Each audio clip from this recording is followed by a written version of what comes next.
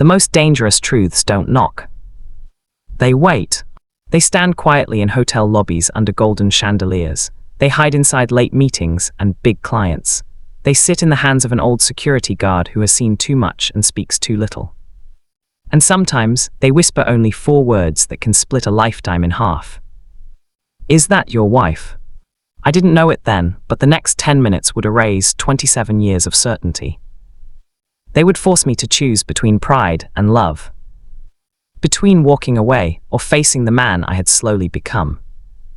If you have ever loved someone for decades, if you have ever believed your marriage was unbreakable, stay with me. Because what I discovered that night wasn't just about betrayal. It was about something far more dangerous. Neglect. And by the time you finish this story, you may look at your own life differently. Welcome to my YouTube channel Whisper Stories, where silence speaks. My name is Mark, and I am 55 years old. At 55, you believe you have seen enough of life to recognize trouble before it speaks. You believe you understand the sound of betrayal, the rhythm of lies, the weight of truth. You think nothing can shock you anymore. So you are wrong. The old security guard looked at me with tired eyes and said quietly, almost gently, "Is that your wife?" I smiled at first. "Yes," I replied. He didn't smile back. He leaned closer, his voice barely above a whisper. "Come with me, you need to see this yourself." And in that moment, something inside my chest shifted. The life I thought I had. My wife, Anna, and I had been married for 27 years. 27. That's not a short chapter, that's a whole book. We met when we were young and foolish and convinced love alone could carry a lifetime. She was laughter and sunlight. I was ambition and stubbornness. Somehow, we balanced each other. We built everything from scratch.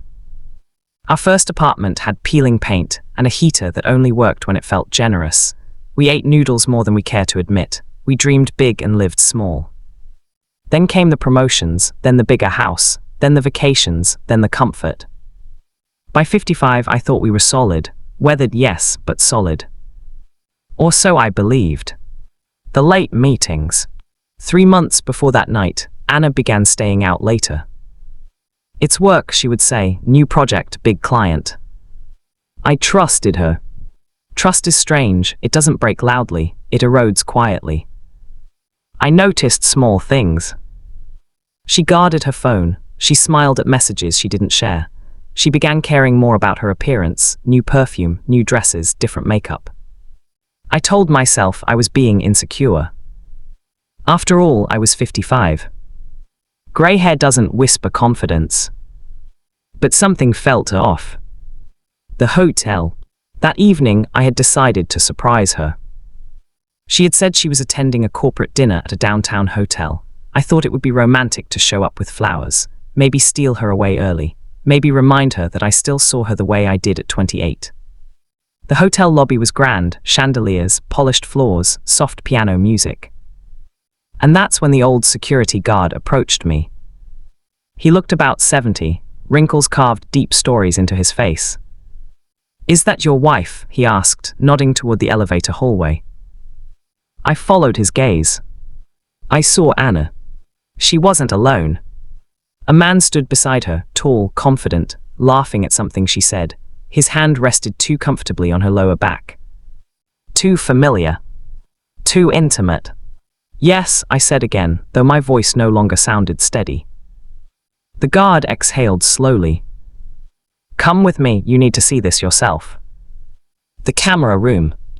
I followed him down a quiet hallway into a small security office filled with monitors. My heart pounded so loudly I could barely hear. He rewound footage. There they were. Anna and the man entering the hotel together. Not as colleagues. As something else. He brushed her hair behind her ear. She leaned into him. They kissed near the elevator when they thought no one was looking. The room felt smaller. My chest tightened. At 55, you don't expect to feel like a foolish 20-year-old again. But there I was. Foolish. Why, he told me. I couldn't speak. The old guard muted the video. I've seen this before, he said gently. Too many times. Men finding out too late. I saw your face when you walked in. You looked proud, like you loved her. I swallowed hard. I do love her. He nodded. That's why I told you. He wasn't cruel. He wasn't gossiping. He was compassionate.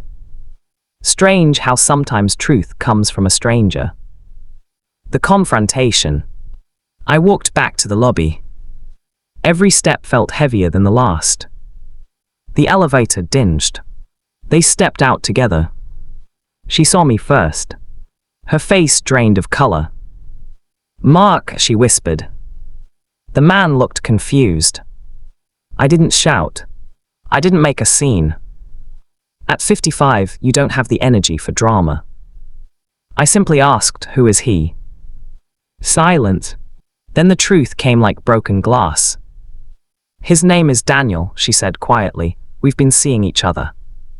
We've been seeing each other. Such a polite phrase for something so brutal. "How long?" I asked. 8 months. 8 months. While I was planning vacations, while I was fixing the kitchen sink, while I was believing in us. The real pain. The affair hurt. But what hurt more was the realization that she had emotionally left long before I noticed. "Why?" I asked. And that question wasn't angry. It was wounded. She looked at me with tears forming. "I felt invisible," she said. "You were always working, always tired. We stopped talking. We became roommates." Her words struck deeper than the betrayal. Because part of them were true. I had buried myself in work. I had assumed stability meant love was secure. I stopped asking her how she felt. I stopped listening. Not because I didn't care. Because I thought she'd always be there. "Daniel." The man Daniel finally spoke.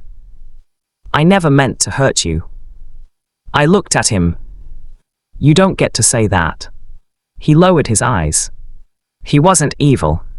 He was just present when I was. And sometimes, presence is more powerful than promises. The walk home. Anna asked if we could talk.